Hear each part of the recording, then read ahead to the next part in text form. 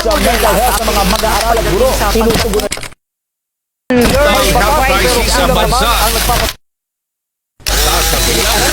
Ayon mismo sa DepEd. Pero kahit napag-iiwanan na ang sektor ng ng DepEd na may learning crisis. Naharap ngayon sa mental health crisis sa bansa.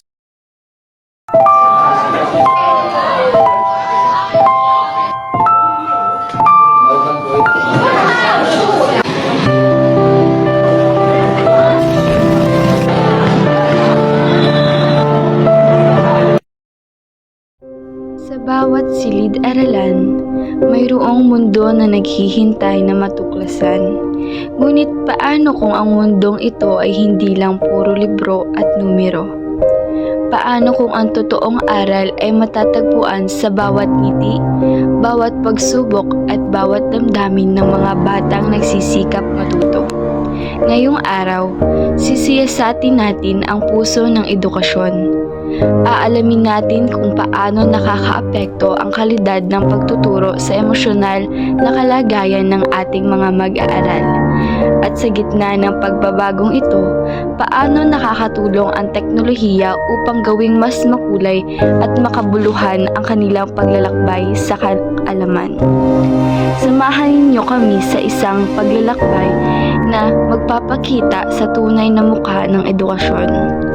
Pakinggan natin ang mga boses ng mga guro at mismo ng mga bata at tuklasin kung paano natin mabibigyan ang bawat isa ng pagkakataong mangarap at matuto.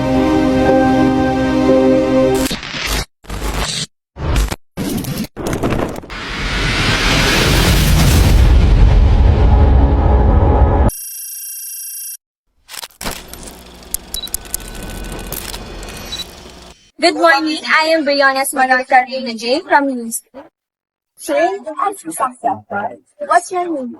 I'm Gina Hinalmasamonto from Stanford.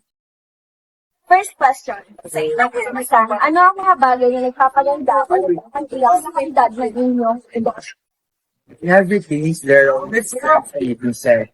So education is very important in our lives. So for me, the best things that is very helpful to us is the online platforms like digital platforms that helps us to gain knowledge. And on the other hand naman, the weaknesses aside from this is also the government assistance. So the government is very crucial in this time because they are the one promoting the education. Second question po. Ano ang pinaka-nakakatulong sa inyo para mas matuto ng epektibo? For me naman po, maraming bagay na nakakatulong sa akin. Especially yung environment, yung mga kasamahan ng friends ko. But the most important is yung sarili ko talaga.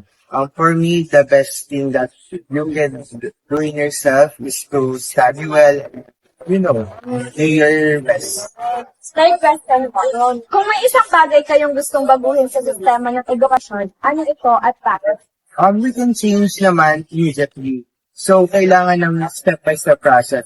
But for me, I would suggest something that is very important. The facilities, the libraries, science laboratory, which is very important, especially in every students right now, especially in Bawan. Next question po. Bakit nakikita ang role ng digital learning, online growth, apps, at iba pa sa inyong Gaya nga po sabi ko kanina, ngayon ay very techy na tayo. So these platforms is very usual and very relevant ngayon. So lahat tayo gumagamit ito. And it's very helpful in the way that nakakapag-search tayo ng mga information, nakakapag-brainstorm tayo, at nagkakaroon tayo ng maraming knowledge regarding our education. Last question. Ano ang sa inyo para yung mga challenges? Normal ng challenges sa ating division. But for me, the most important is in my life is my friends and my family. Especially my dreams, which is to become a professional doctor someday. What's your name? My name is Shady Paul M. Tanurco from UC. Sa inyong karanasan, ano ang mga bagay na nagpapaganda o nagpapahirap sa kalidad ng inyong inuha? Para sa akin kasi bilang estudyante, isang punto lang talaga sa kalidad ng ano. Kasi marami akong bagong bagay at marami pa akong kunan na mas palawak ng aking bagay. Pero ang isa naman sa nagpapahirap na mapataas sa kalidad ng aking kulay. Madalas nagpapahirap kasi hindi ko alam kung papasaba ako o hindi ako makakapasa sa mga exam practices. Nape-pressure din ako kung anong magiging tingin sa akin ng mga tao kung sakaling bumagsak man ako sa isang mga exam. Ano ang nakakatulong sa iyo para mas matuto ng mapagpili? Siguro yung, para sa akin, since ngayon ay modern technology na, gusto ko sa akin yung internet, since may mga bagay naman na hindi lahat ay naiibigay sa atin information. Kaya, nagre-research pa rin ako ng ibang information na pwede kong makuhanan ng mga aral. Kung may isang bagay kayo gusto kong sa sistema ng edukasyon, ano ito? Siguro sa panahon ngayon, gusto kong baguhin yung sistema na porket nasa honorable mention ka or honor student ka, doon nila binabase yung kanila. Kasi hindi naman porket honor student ka, alam mo na lahat. May bagay ko pa rin na pinagkakalan niya para mas makakuha ka ng marami. Nakikita ng digital learning online tools at iba pa sa inyong pag-aaral.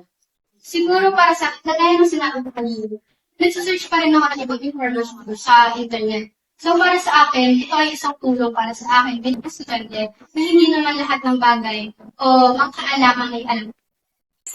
Ano ang ninyo para ipagpakuloy ang pag-aaral kahit may mga challenges? Siguro, ang isinap dito, isa ay yung sarili. Kasi madalas nakakalimutan ko yung sarili ko ng dahil.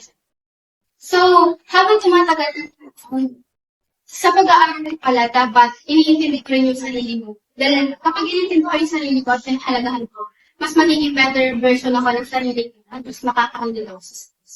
At syempre, yung mga kaibigan ko lang nandiyan palagi para sa akin. Kasi every time na hindi ako okay, nandiyan sila para mag-chat or mamamusta ko. Good morning, I am Leon Esmalar Carrera J. from UC. Sir, Sure. I am Aris Mendoza. I am yung teacher. question is, kasi, ano ang Ang quality education yung makikita sa mga napuproduce sa mga estudyante, if they are able to showcase kung ano yung nagtunanan sa 4 corners of school and kung paano yung mga life learning lessons na hindi namin mga gulo ay nagamit nila sa kanilang bigitaw ng kanilang musyo. Ngayon, kung hindi naman sila nagtapos, nanatili pa rin na kung ano yung mabuting tao ay nag-iisukatan pa rin ng pagiging mahusay na citizen po at sino to relevance ng foreign education.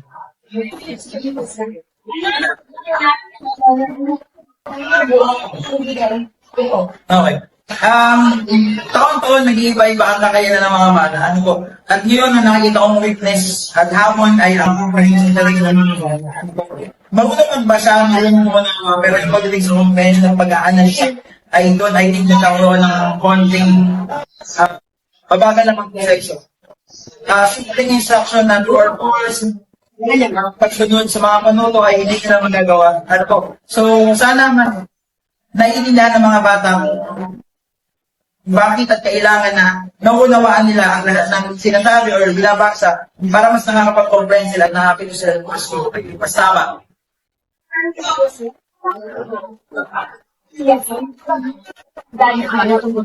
So, kung yung laki ng value ng technology ngayon kasi ito yung nagbibigay ng another interactiveness or magiging interactive ng klase. Gawa ng before, talagang magiging may mga visual aids na ginagamit ng mga teachers pero with the technology, with the games, with the apps na meron po tayo ngayon, yun yung mas nagiging nakaka-motivate para lalong ang bata ay makinig at karoon ng interest sa klase.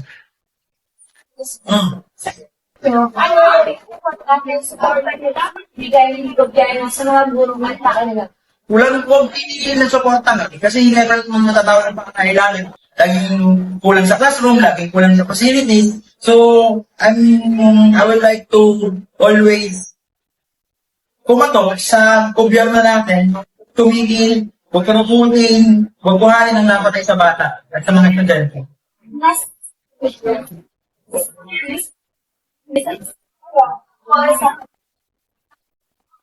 Naulit ko na kanina, hindi na maganda na meron tayong malakas na dunong or matalino pag-iisip. Pero sa dulo, ang laban lagi ang magiging mabuting tao. Kaya sana lagi natin piliin yung magiging mabuting tao.